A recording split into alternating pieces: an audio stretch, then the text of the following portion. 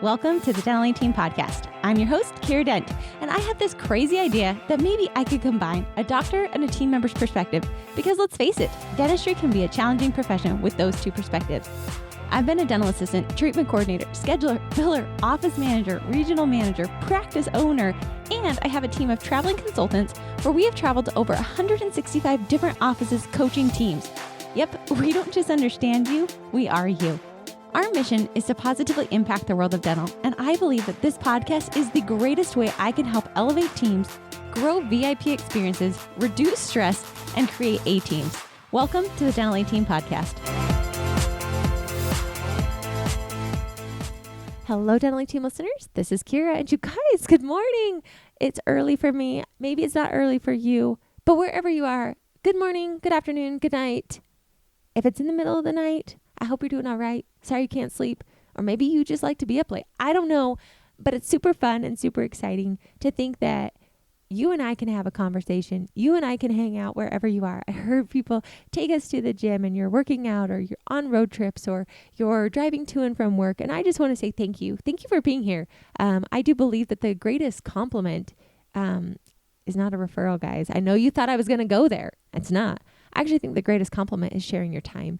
I think time is it's our only asset that we don't have enough of, right? I'm turning 37, guys, in a couple of months. And I know some of you might think I'm a young buck and some of you might think I'm an old buck, which is weird. I never thought I'd actually hit 37. I didn't think I would die. I don't know. I never get to see past my 30s. 33 was as far as I think I ever thought I'd get because 3 is my favorite number. You know, once you pass double of that, I don't know what else is left. But it's interesting, and I'm starting to realize that time is something you really want. And I remember I was once at a conference, and maybe this will be inspiring for you guys, maybe it's not. And I remember in the room, they asked, okay, if you could have the rest of your life, so let's say you're going to live to 90, and I think that's where they put. So from here until 90, or you can have $5 million, which would you take? And it was really interesting. And I want you guys to think right now, if you could have from where you are right now to the age 90, all those years left of your life, or $5 million, what would you take? And I remember in that room, most people said there's no way I'd give up my time. And I know for me, I was like, yeah, right. Even for $5 million, you'll get it today and you can use it for the rest of your life. Tax-free. Don't worry, guys. We're not playing government tax money for you. So it's not like you're only getting half of that.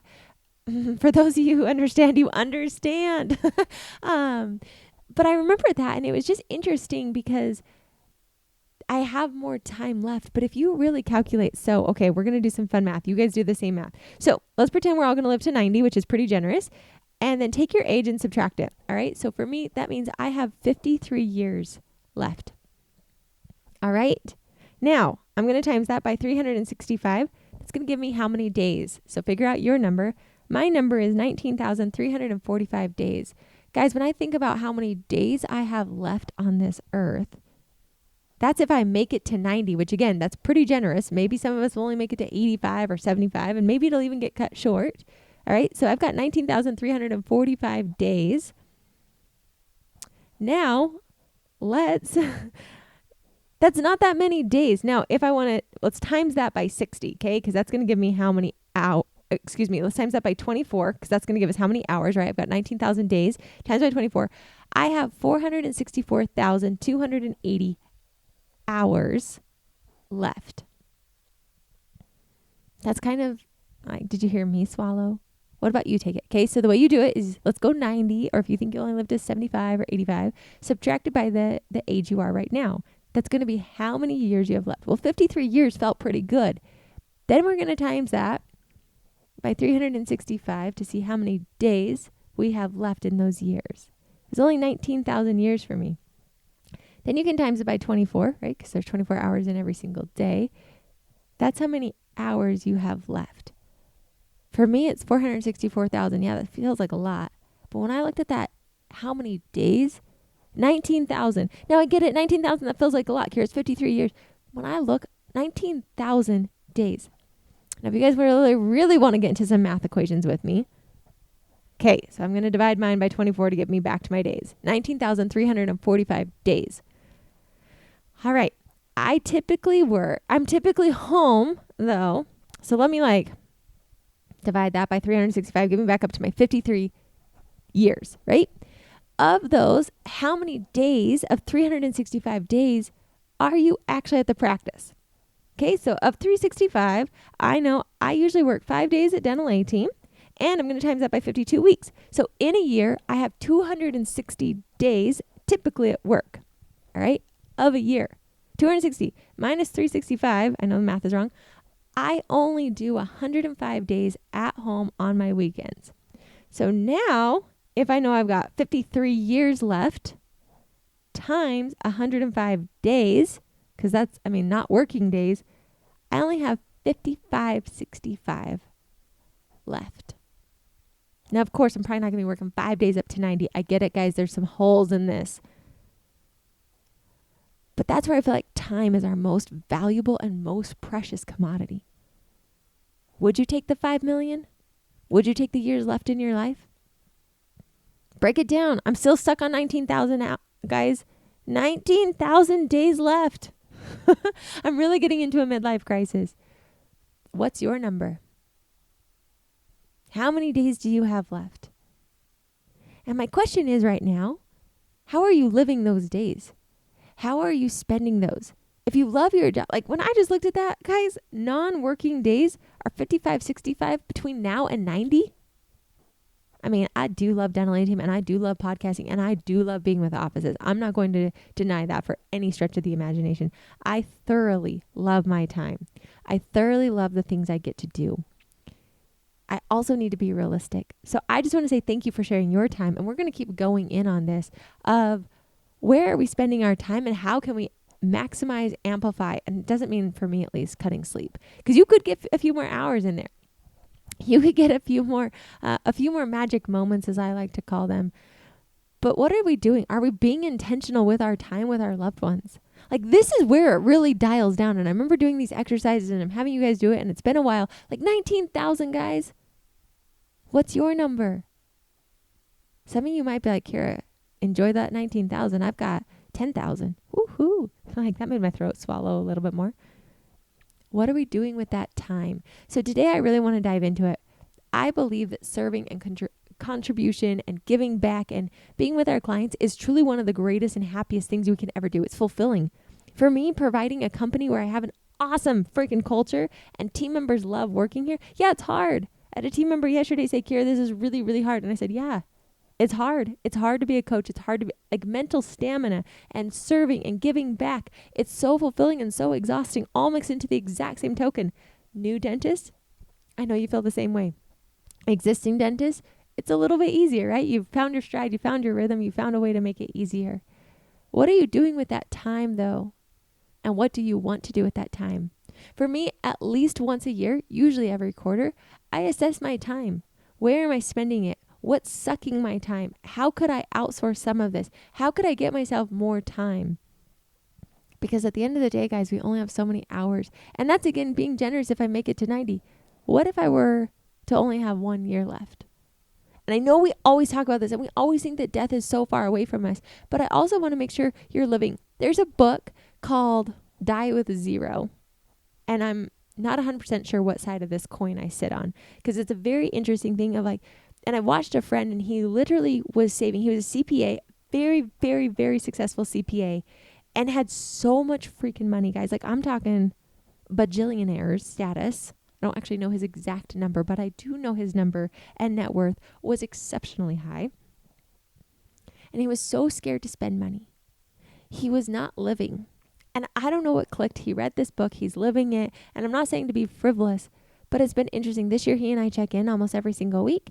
And he started living. He took his dad to the Super Bowl. His dad had always wanted to go.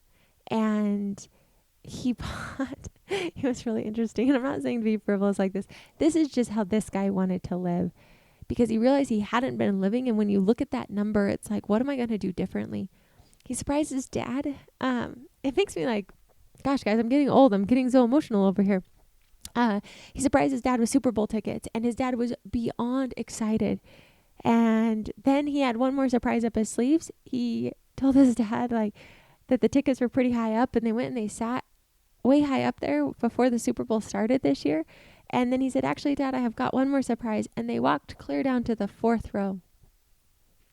His dad was stunned. His dad, I don't think, has 19,000 days left in his world. His dad has a lot less. But guess what? That was a moment that literally filled my friend's heart and soul. His wife has been begging and asking to remodel his kitchen. They're doing it. He's taking his family on a trip this year. And I'm not saying, again, to be lavish, but I am going to say those magic moments, again, they don't need to be that costly. They don't need to be that exuberant. But what are we doing with those days we do have left? How are we spending that time? Are we maybe putting in more time than is necessary? I don't know. You only can make that decision. I'm not here to tell you. Sometimes I'm like, Kiera, you do not need to work as much as you want to, as much as you do. And I'm like, yeah, but I actually really love it. Guys, I don't have kids. My kid is dental A-team. We've tried. We've gone through IVF. Adoption, maybe. I'm not sure. Guys, I'm very anxious about it. It gives me a lot of anxiety for my own personal reasons, which I do not need any. It's fine. Everything's fine, guys. That's my own personal journey. I'm not ready to be open about it quite yet. But